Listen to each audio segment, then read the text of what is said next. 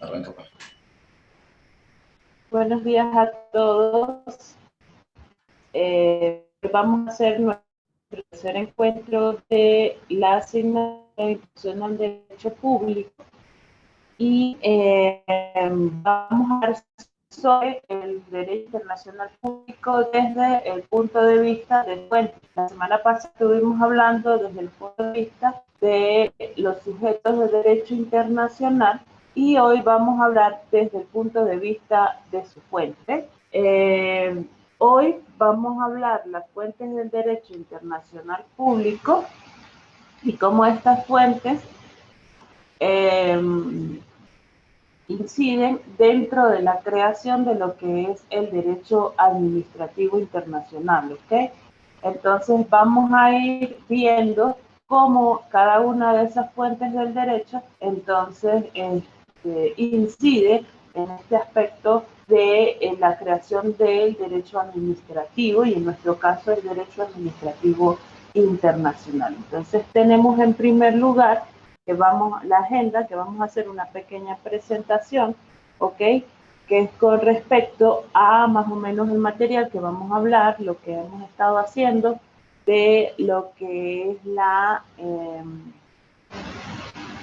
presentación, esos objetivos, propósitos que se plantean en cada una de las clases, las fuentes del derecho internacional público tomadas del artículo 38 del Estatuto, los tratados internacionales y los tratados internacionales de derecho administrativo, la costumbre internacional, la jurisprudencia, los principios generales y el principio ex aequo et bono, que es básicamente el principio de derecho internacional público por excelencia. Tenemos aquí entonces el objetivo del encuentro de hoy es establecer las fuentes del derecho internacional en el derecho administrativo. El propósito sigue siendo el mismo, ampliar esa perspectiva territorial que ustedes tienen del derecho administrativo, y el reto de hoy es determinar los procesos de creación de las normas de derecho administrativo internacional, con un adicional que vamos a hablar de la responsabilidad internacional del Estado. ¿Ok? Entonces, en este caso estaríamos hablando de este tipo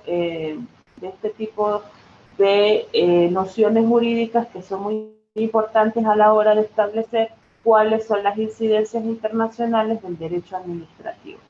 Tenemos nosotros que las fuentes del derecho internacional público se encuentran establecidas en el artículo 38 del Estatuto de la Corte Internacional de Justicia. El Estatuto de la Corte Internacional de Justicia establece en ese artículo que la Corte aplicará, en este caso, las normas de derecho internacional, ¿verdad?, contenida en las convenciones internacionales, en la costumbre internacional, los principios generales del derecho reconocidos por las naciones civilizadas, las decisiones judiciales, es decir, la jurisprudencia internacional, la doctrina de los publicistas de mayor competencia de distintas naciones y también el principio ex aequo et bono, o según lo bueno y equitativo, que fue más o menos lo que estuvimos viendo nosotros en pregrado de qué se trataba este principio. Este principio, ¿verdad? Todas estas fuentes las vamos a aplicar todas directamente al derecho administrativo internacional, ¿verdad? Por ejemplo, el primero de ellos, los tratados internacionales, los tratados o convenciones internacionales, se definen en el artículo 2 del Convenio de Viena sobre Derecho de los Tratados de que se tratan de acuerdos entre varios sujetos, entre dos o más sujetos de derecho internacional que se realizan por escrito. Por eso es que siempre se ha dicho que el derecho internacional, los tratados internacionales son las normas de derecho escrito del derecho internacional público, en vista de que allí ya se cristalizan toda esa serie de principios y de costumbres que se siguen en el ámbito internacional. Entonces vendría a ser esas normas de derecho escrito que en este caso vienen a cristalizar esas normas de derecho internacional. Saben ustedes que los tratados internacionales tienen un ámbito de aplicación limitado a los estados o los sujetos de derecho internacional, que forman parte de él, y solamente podemos decir que existe un solo tratado de alcance casi universal, que es la Carta de la Organización de las Naciones Unidas. Los tratados internacionales o esos acuerdos internacionales podemos nosotros establecer que también son creadores de derecho internacional administrativo.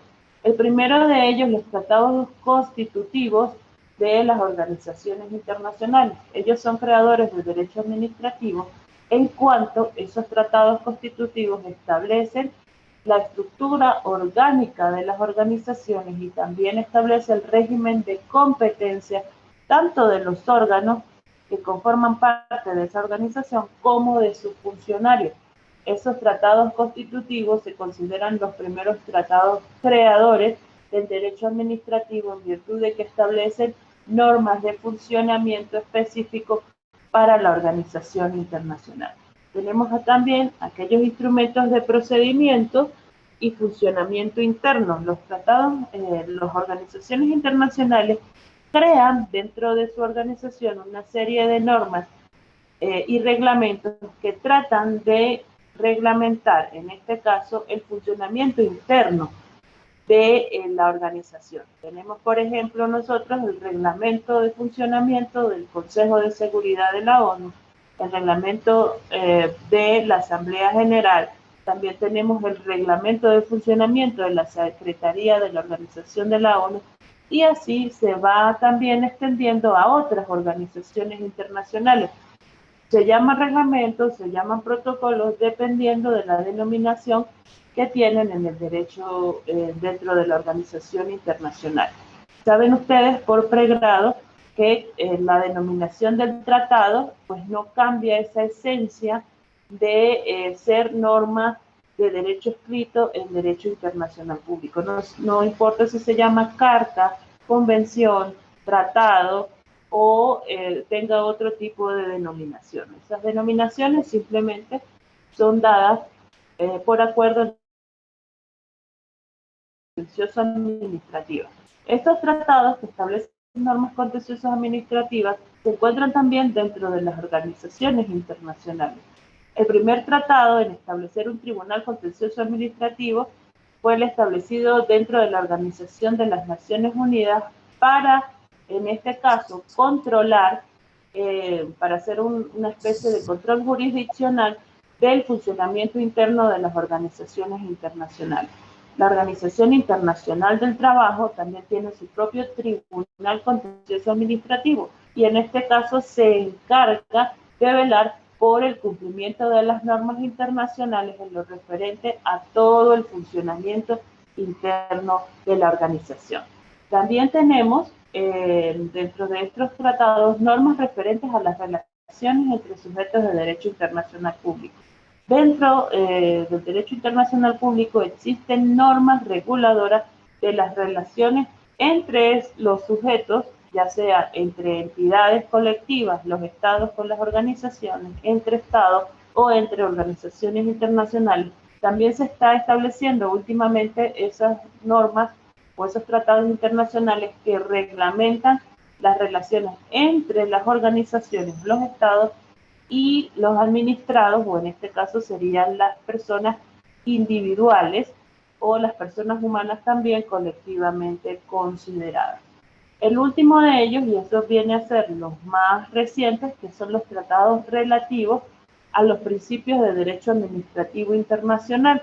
Entre ellos conseguimos nosotros las cartas interamericanas de gobierno abierto, de participación ciudadana, la Carta de Derechos y Deberes de los ciudadanos frente a la administración, que es donde se establece toda esa serie de principios relativos al paradigma de la buena administración. Entonces tenemos nosotros aquí que estos tratados internacionales vienen a ser, en este caso, los reguladores del derecho administrativo internacional. Entonces allí se crean, que lo tienen ustedes muy bien estructurado, una serie de tratados internacionales que no son todos, porque son muchísimos tratados internacionales, dentro de su material de clase, allí se encuentran solamente algunos nombrados o enunciados. Entonces, pueden ustedes verificar allí ese tipo de tratados internacionales. Luego tenemos nosotros la costumbre internacional. La costumbre internacional, al igual de lo que vieron ustedes en pregrado, son aquellas prácticas arraigadas dentro de la comunidad internacional que los sujetos de derecho consideran de obligatorio cumplimiento. Entonces aquí tenemos los famosos dos elementos. Por un lado, el elemento objetivo, que viene a ser esa conducta reiterada en el tiempo, de que cada vez que se presente ese supuesto de hecho, el sujeto tiene que comportarse de cierta manera. Y el elemento subjetivo, que es la opinión iuris sive necessitate, que es básicamente la convicción del sujeto del derecho internacional de que esa práctica es obligatoria. Dependiendo de su ámbito de aplicación, podemos encontrar tres tipos de costumbres internacionales: las universales, las regionales y las locales. Las universales son aquellas que están arraigadas prácticamente a lo largo de todo el globo y son aplicadas de forma continua y uniforme por todos los sujetos de derecho internacional. Generalmente estamos hablando aquí de normas internacionales o de costumbres internacionales tan importantes como la del trato diferencial que se da a los jefes de Estado. No existe ningún tratado internacional que establezca el trato diferencial ni las inmunidades de las que goza un jefe de Estado, sino que esas se dan por costumbre internacional. Otra costumbre internacional que es bastante importante es el régimen de responsabilidad internacional de los estados. No existe ningún tratado internacional, ¿verdad?, en la que se establezca, en este caso, una norma de derecho escrito, la responsabilidad de los estados. Se ha tratado de hacer y existe un proyecto de artículos, pero no ha logrado cristalizarse como un tratado internacional. Sin embargo, esos principios contenidos en ese proyecto de artículos se aplican a lo largo de toda la comunidad internacional. Entonces ya vemos que esa parte es una costumbre de carácter universal. También aparece aquí el saludo marítimo, ¿ok?, que es básicamente que cuando se encuentran dos buques de frente, ellos tienen que saludarse para especificar que no se trata de un buque hostil. Eso viene básicamente desde la Edad Antigua, ni siquiera de la Edad Media, de la Edad Antigua, y aún se mantiene como costumbre internacional. Es más, el momento de que se encuentran dos buques y no se realiza el saludo marítimo se considera como una causal para establecer de que en ese barco o en ese buque se están realizando acciones de piratería. Entonces vean ustedes la importancia que tiene una costumbre que en cierto modo pudiéramos ver nosotros algo inocente. Tenemos nosotros las costumbres regionales, dicen que son aplicadas por un grupo de sujetos de derecho internacional con características comunes. Y esto es independiente de su ámbito geográfico. Generalmente cuando nosotros hablamos de un ámbito regional, siempre pensamos, ¿verdad?, que son estados que se encuentran geográficamente adyacentes. Pudiera ser, por ejemplo, hay costumbres que se refieren a un continente, como las que tenemos aquí, las prácticas europeas de agricultura y comercio, u otras que se realizan, ¿verdad?, y no tienen que ver nada con la adyacencia, ¿verdad?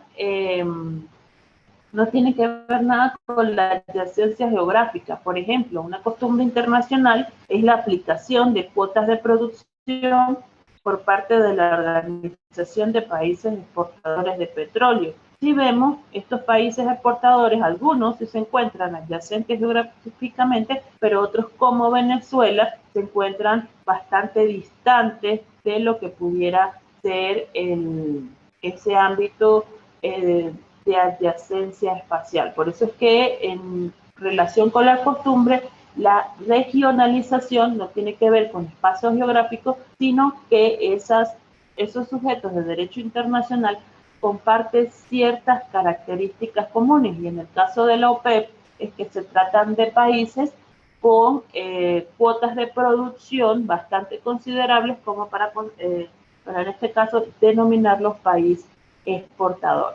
También están las costumbres locales. Dicen que su ámbito de aplicación es mucho más reducido. Generalmente este ámbito de aplicación se aplica, está relacionado, perdón, con dos naciones muy específicas. Entonces son básicamente costumbres que se acuerdan de forma intrínseca entre dos estados y se mantienen en el tiempo.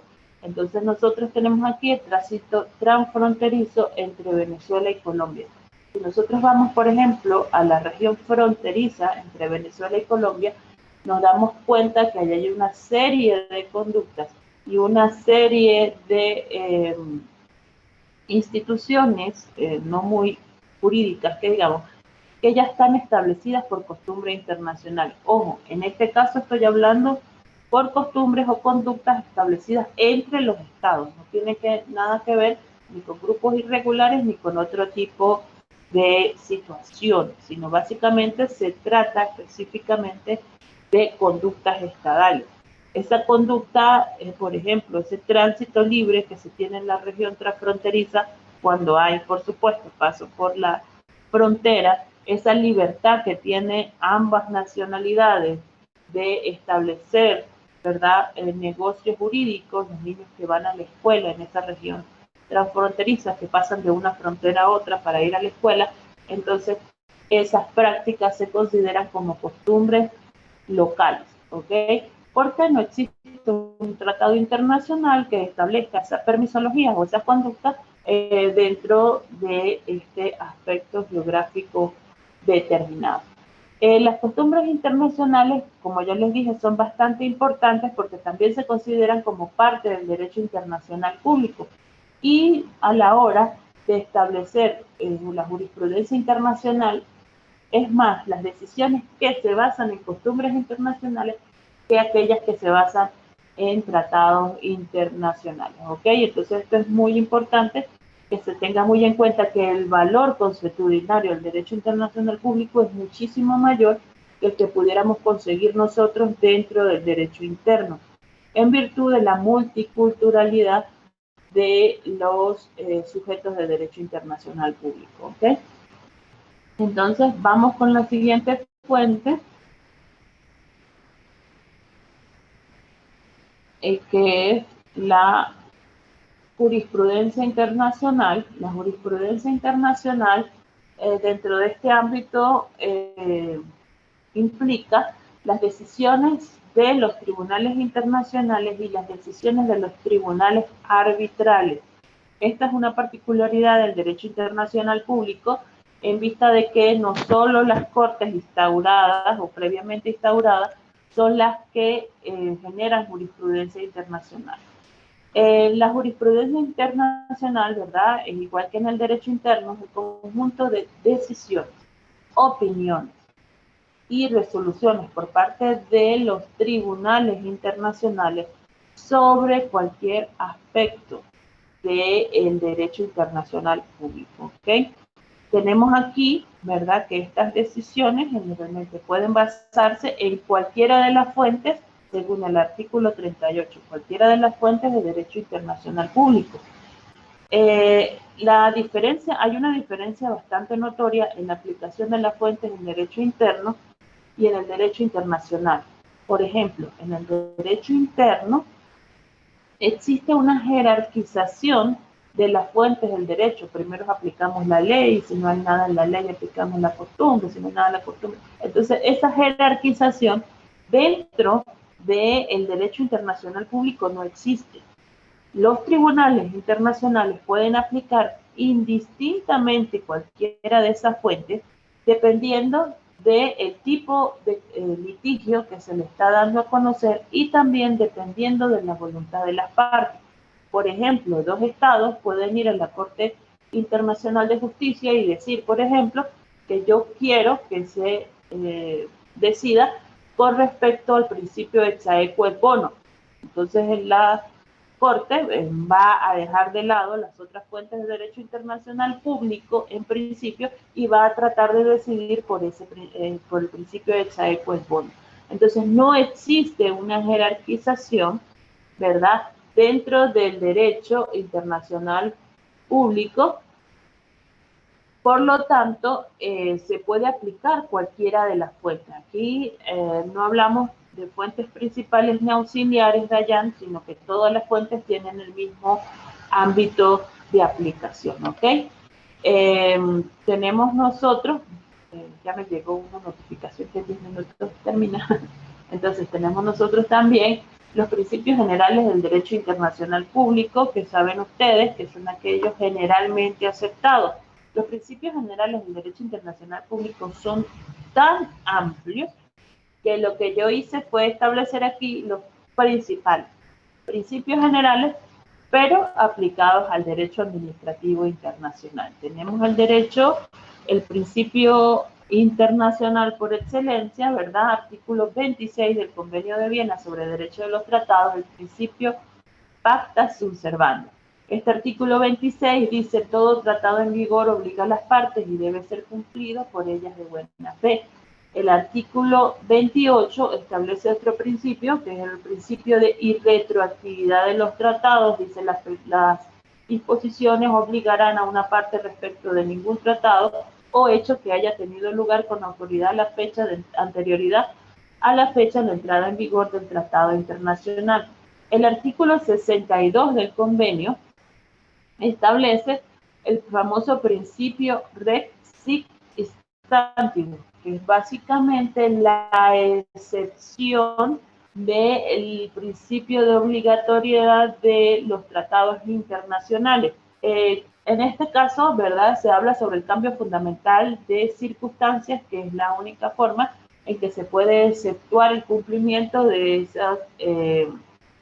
esas obligaciones internacionales. Este es bastante importante, ¿verdad?, porque establece este tipo de principios. Nosotros vamos a ver que en el derecho internacional público también se repiten algunos principios del derecho interno. El Estatuto 7 del Tribunal Contencioso Administrativo de la ONU establece los principios de oralidad, publicidad, confidencialidad e inadmisibilidad en casos de mediación. En este caso, cuando se da un proceso de mediación, entonces el tribunal tiene que declinar su competencia porque tiene que, en este caso, darle primacía a un medio de arreglo de controversias pacífico.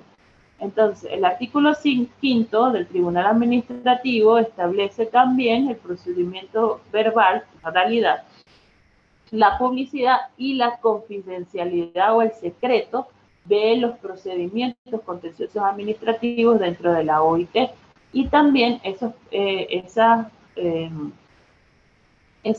principios se extienden a otros tribunales contenciosos internacionales. Todos los tratados internacionales que nosotros estuvimos hablando, los constitutivos, lo que establecen principios, establecen el principio de separación y distribución de las atribuciones y funciones dentro de las organizaciones internacionales y también dentro de la participación de los estados.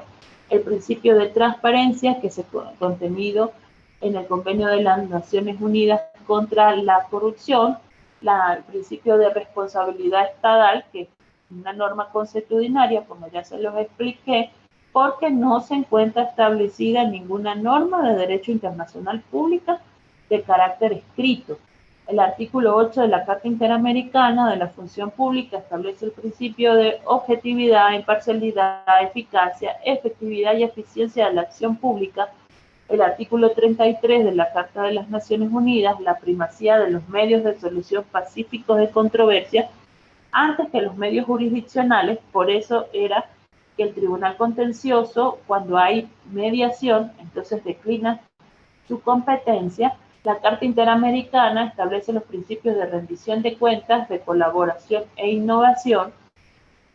La Carta Interamericana de Participación Ciudadana en la gestión pública establece el principio de participación ciudadana, y la Carta Interamericana de los Derechos y Deberes del Ciudadano con respecto a la administración pública, establece el principio de la supremacía de los derechos fundamentales y de la buena administración por encima, ¿verdad?, de cualquier otra norma de derecho interno, incluso también otra norma de derecho internacional. Vamos a hablar ahora de algo muy importante, que es la responsabilidad internacional, ¿verdad? Saben ustedes que la responsabilidad dentro del derecho público es bastante importante, y dentro del derecho público el único sujeto al que se le exige responsabilidad en este caso sería el Estado. La responsabilidad internacional, por su parte, se extiende a todos los sujetos de derecho internacional público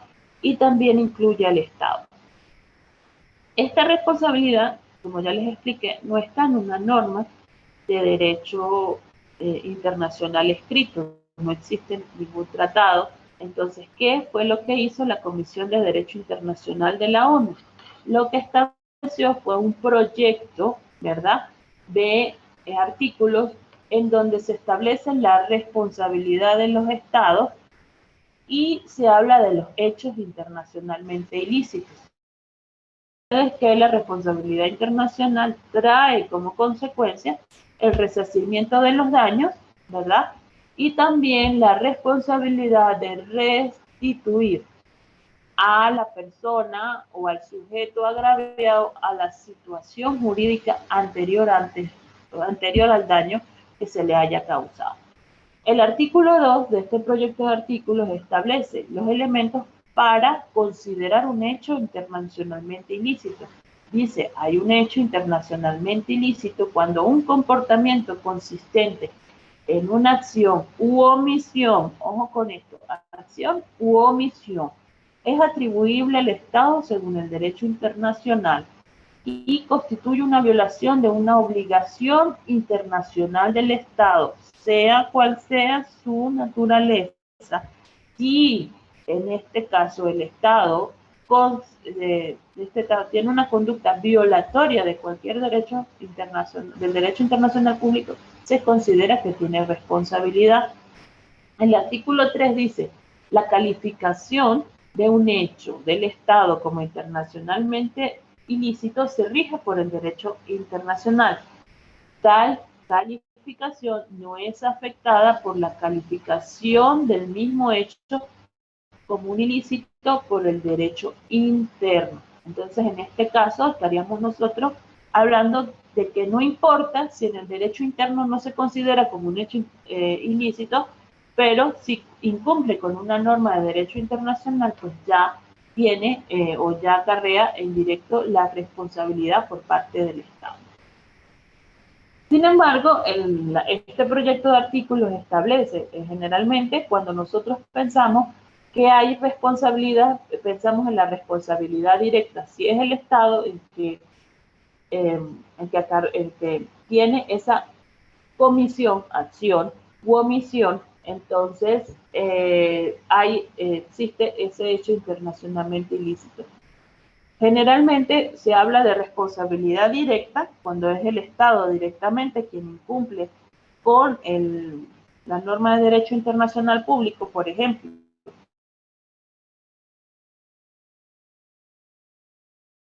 Subsidiaria del Estado por la acción u omisión de uno de sus órganos o de uno de sus funcionarios. El artículo 4 del proyecto de artículos dice que se considerará como hecho, según el derecho internacional, el comportamiento de todo órgano del Estado, ya sea que ejerza funciones legislativas, ejecutivas, judiciales o de otra índole, cualquiera sea su posición u organización. Si pertenece al gobierno central como a la división territorial del Estado, no importa si se trata de administración pública nacional, regional o municipal. Es todos los órganos que forman parte de la administración pública. Y se entenderá que el órgano incluye toda persona o entidad que tenga esa condición según el derecho interno de los estados, es decir, también a los funcionarios.